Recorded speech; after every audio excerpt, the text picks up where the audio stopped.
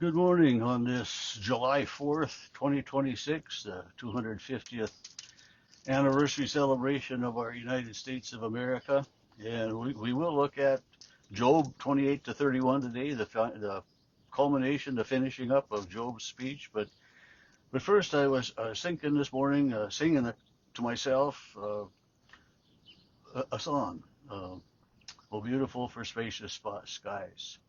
And toward the end of that verse, and crown thy good for brotherhood from sea to shining sea, or whatever it goes on. But crown thy good with brotherhood. And I was thinking of brotherhood. I mean, United States of America was and founded upon the individual rights of people and people getting along.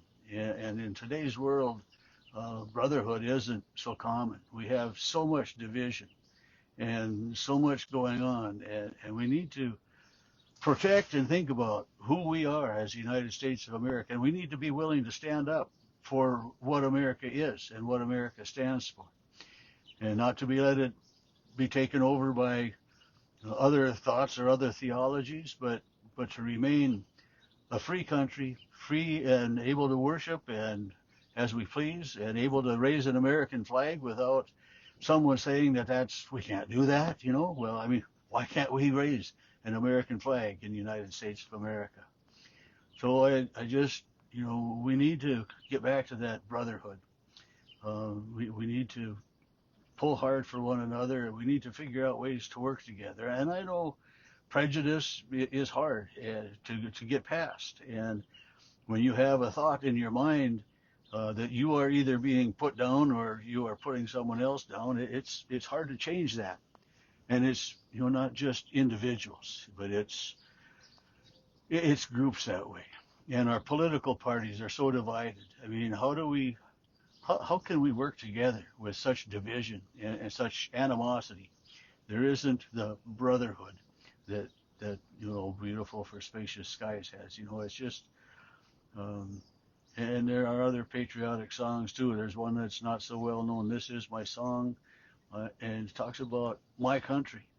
Yeah, but then at the end of it, it realizes it says in the first verse, the end of the first verse, there are people in other countries too that are loyal and allegiance to their countries.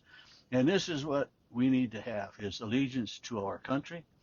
But mostly, I think we need to have allegiance to God and to being just the person that God would have us be.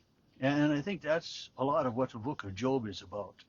That Job knows that he's hasn't done any great sin to cause all of this calamity, that God would punish him like this. And Job's three friends haven't been giving him any help. And these chapters 28 to 31 is the final speech of Job. And he starts out, surely there is a mine for silver and a place where gold is refined. Copper or iron is taken from the earth and copper melted from ore. So it gives us an indication that, the Iron Age began around 1200 BC. So that's maybe an approximation, a good approximation of when Job was written. But, he goes on, verse 12 of chapter 28. But where can wisdom be found? And where is the place of understanding? Again in verse 20. From where does wisdom come? And where is the place of understanding? And then verse 28. Behold, the fear of the Lord, that is what is wisdom. And to depart from evil is understanding.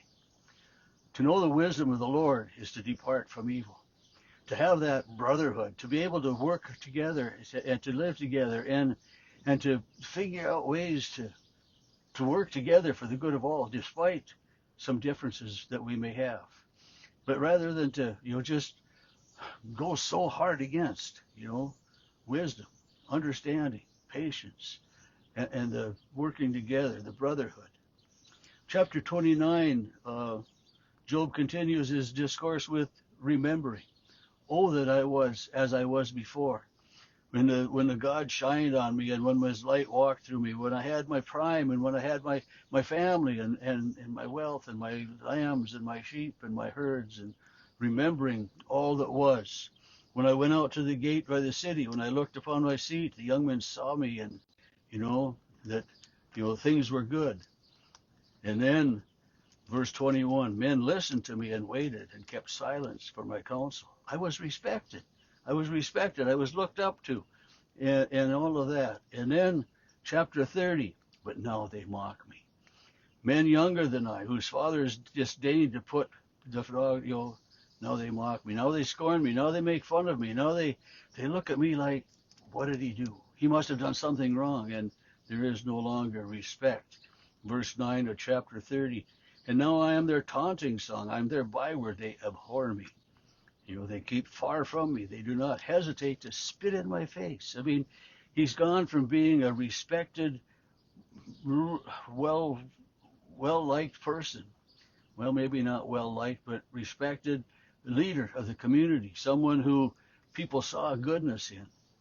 And they've totally turned the other direction.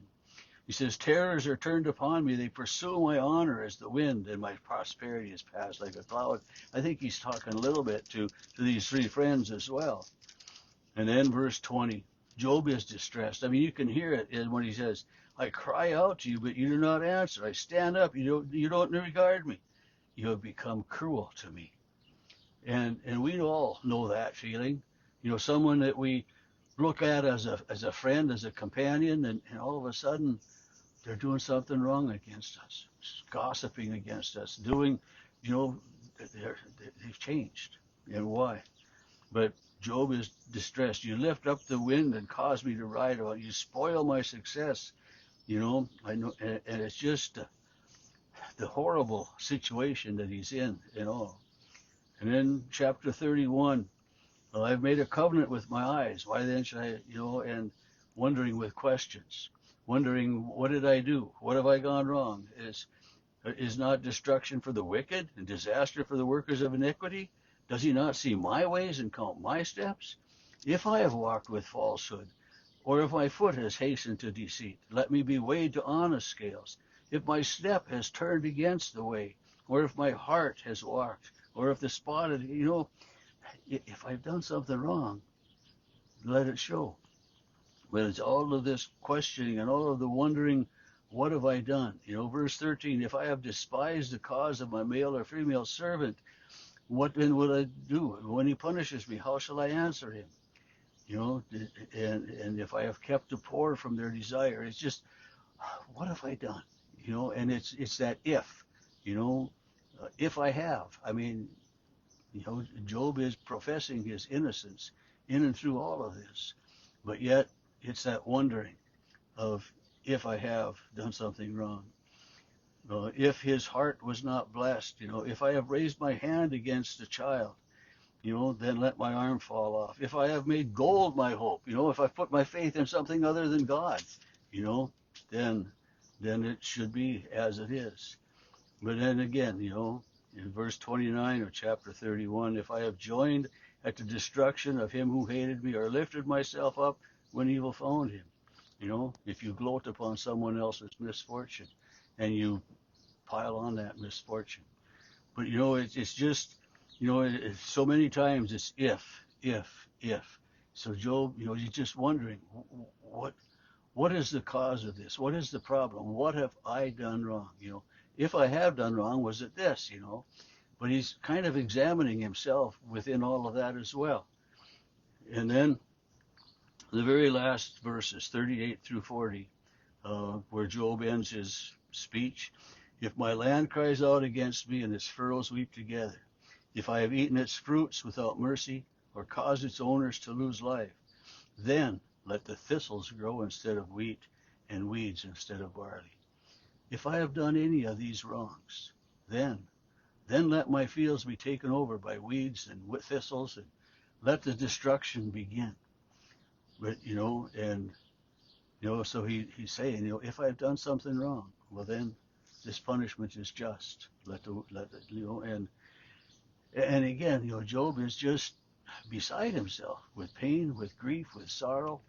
And I think of all that he's gone through. And I think of what we too, as people, go through. I mean, it doesn't matter if we are righteous and faithful to God, or if or if someone doesn't know God. I mean, good comes, bad comes, and it's just the way life is. But to remain trusting in God through all things, sometimes it can be difficult. I understand that. I know people that have been hurt, have been had things happen to them, and have just really wondered, well, why did God abandon me? And we're not nearly the end of Job yet. We're the next 7, 8 chapters deal with a new person coming into the picture, and then the last couple chapters, God Himself comes and speaks. But Job and these three friends have gone back and forth with questions and with accusations and professions of you got to be guilty, and Job's I haven't done anything wrong, and it's just the way life is. But again, on this July 4th of 2026, um, may you have a safe and happy 4th of July celebration wherever you are, whatever you're doing.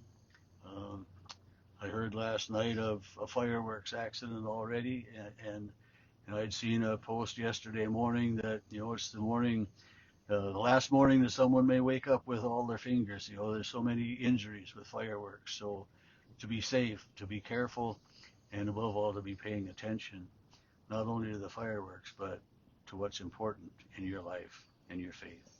May God bless.